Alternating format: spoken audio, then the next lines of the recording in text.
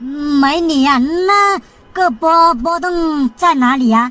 什么波动？哪里有什么波动啊？就是那个波泼摸佛的那个波动啊！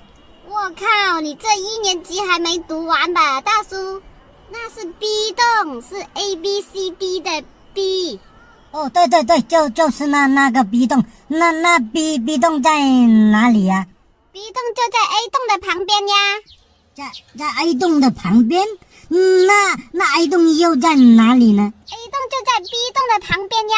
我知道 A 动在 B 动的旁边，问题是 A 动 B 动怎么走啊？没有文化真的可怕哦，跟你说半天说不清楚。你从这里直走过去，前面是 B 动，后面是 A 动，我就不相信这么大一个 B 动你都看不见吗？